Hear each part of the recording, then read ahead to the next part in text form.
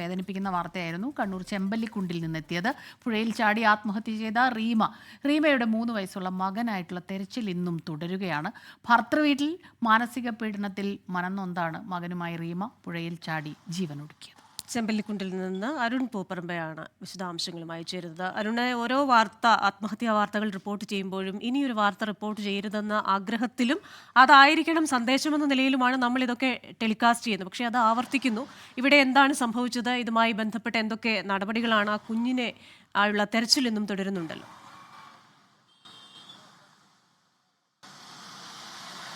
Christina, ഞാനിപ്പോൾ നിൽക്കുന്ന ഈ പാലത്തിന് മുകളിൽ നിന്നാണ് പുഴയിലേക്ക് റീമയും അതോടൊപ്പം തന്നെ റീമ 3 വയസ്സുള്ള മകനുമായി ഋഷിബ് രാജുമായി പുഴയിലേക്ക് ചാടിയത്.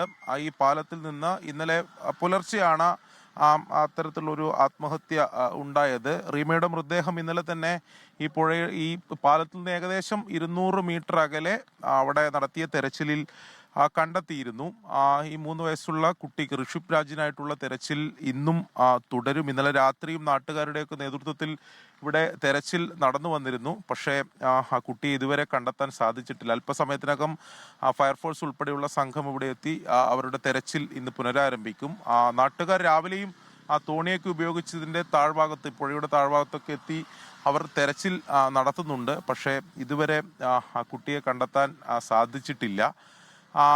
ഗാർഹിക പീഡനം ഉൾപ്പെടെയുള്ള ആരോപണങ്ങൾ ഈ റീമയുടെ കുടുംബം ഉന്നയിച്ചിട്ടുണ്ട്. അതിൽ മനംനൊന്താണ് റീമ ജീവൻ ഒടുക്കിയത് എന്ന ആരോപണമാണ് റീമയുടെ കുടുംബം, പിതാവ് ഉൾപ്പെടെ ആരോപിച്ചിട്ടുള്ളത്. ഭർത്താവിൻ്റെയും വീട്ടുകാരുടെയും പീഡനം ഈ കല്യാണത്തിന് ശേഷം, വിവാഹത്തിന് ശേഷം പലതവണയായി ഉണ്ടായിട്ടുണ്ട്. 1.5 വർഷമായി അവർ അകന്ന് താമസിക്കുകയാണ്. ഒരാഴ്ച മുമ്പ് കഴിഞ്ഞ ദിവസം ഈ കുട്ടിയെ കൂടി തിരികെ വേണമെന്നാവശ്യപ്പെട്ട് സമ്മർദ്ദമുണ്ടായി എന്നതാണ് പറയുന്നത്. ചേട്ടാ, ഇന്ന് എപ്പോഴായിരിക്കും? വരുന്നുണ്ട്, എല്ലാവരും വരുന്നുണ്ട്. ഒന്നും കൂടി വീണ്ടും ഒന്ന് സെർച്ച് ചെയ്ത് നോക്കാം വെള്ളത്തിൽ. ഈ ഇന്നലെ രാത്രിയും തെരച്ചിൽ 4 മണി വരെ ഉണ്ടായിരുന്നു. ഒന്നും കണ്ടിട്ടാൻ പറ്റില്ല. ഇവിടെ തന്നെ ആയിരിക്കും ഇതിന്റെ കുറച്ചുകൂടെ താഴ്ഭാഗത്ത്. പിന്നെ കുറെ അങ്ങ് വരെ പോവും, മുലക്കയിൽ വരെ പോവും. ഈ പുഴയുടെ ജലനിരപ്പ് കുറച്ചുകൂടി ഉയർന്നിട്ടുണ്ട്. അതിപ്പം അറിയില്ല, ഞാനിപ്പോൾ എത്തിയുള്ളൂ. STO വന്നാൽ STO തുടങ്ങും. അല്പസമയത്തിനകം തന്നെ ഇന്നത്തെ തെരച്ചിൽ പുനരാരംഭിക്കും. എന്തായാലും ഫയർഫോഴ്സ് ഉൾപ്പെടെ സ്കൂബ സംഘം ഉൾപ്പെടെയുള്ള അവരുടെ തെരച്ചിലായിരിക്കും ഈ 3 വയസ്സുള്ള കുട്ടിയെ കണ്ടെത്തുന്നതിന് വേണ്ടി എന്തായാലും നടത്തുക. അതിനുശേഷം വിവരങ്ങൾ നൽകിക്കൊണ്ടിരിക്കുന്നത്. ഉടൻ തന്നെ കുഞ്ഞിനായുള്ള തെരച്ചിൽ വീണ്ടും തുടങ്ങുമെന്നാണ് ഇപ്പോൾ റിപ്പോർട്ട് ചെയ്യുന്നത്.